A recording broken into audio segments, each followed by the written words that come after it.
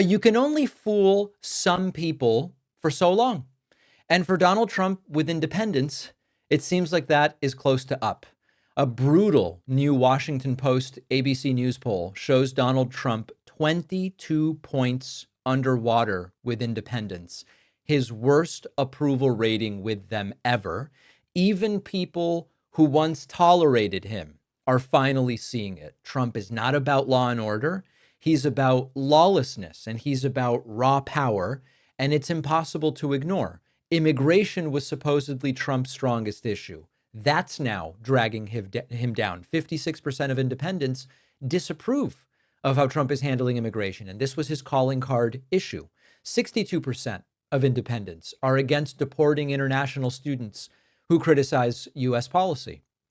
52% oppose shipping undocumented immigrants off to foreign prisons without a hearing. And when Trump tried to frame Kilmar Abrego Garcia, a man wrongfully deported, as some kind of dangerous criminal, only 21% of independents bought it. About 4 of 5 independents simply didn't buy it. Even voters who might support stricter immigration enforcement are not on board with these authoritarian abuses of power. Now, here's the interesting thing. If you look at betting markets like Kalshi, you see that on the question of where will Trump's approval be in the future, like, for example, where will Trump's approval be on Friday? The forecast currently says 29%. In other words, the expectation is that Trump's approval is going to continue declining. I regularly use Kalshi to check odds for future events in politics. And here the question is, okay, Trump's approval is in the high 30s, low 40s now. Where do people expect it to go? And on this particular betting market on Kalshi, it's expected to go lower, lower, lower. That's the trend line going back weeks. I don't know that I think it'll go this slow. I think some of the people putting money on this are maybe a little overzealous, but I do think that down is the direction it's going to go. Another example of where people think things are going, the issue of a recession this year, which of course relates to Trump's approval. The betting market on Kalshi has pushed up to 57%, believing there will be a recession this year. Now, in a sense, we might already be in a recession. Let me explain what I mean. We're currently in the second quarter of the year. We don't yet have Q1 GDP numbers. If Q1 GDP was negative, which it's believed it may well be, if Q1 GDP was negative, and right now in Q2, we are in negative GDP territory, we won't know this until, I believe, July or August, because there's a delay on the data. We could be in a recession right now in the sense that we might be in the second consecutive quarter of GDP decline right now.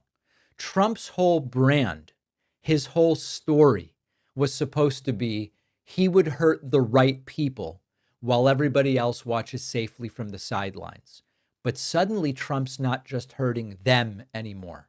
He's stomping over rights. He's eliminated due process, and it's hitting very close to home for a lot of these independent voters. I heard from a viewer who said something like, too bad these people, these independents, were dumb enough to vote for a guy who led an insurrection 4 years ago.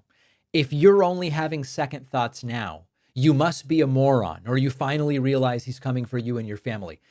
I don't know about using that language necessarily, but independents do seem to be waking up to the fact that Trump is not some smart businessman keeping the system in check. He's a fascist wannabe who believes the law only applies to other people. And despite all the noise about immigration being Trump's strength and economy being Trump's strength, the disapproval shows something much deeper and something much worse.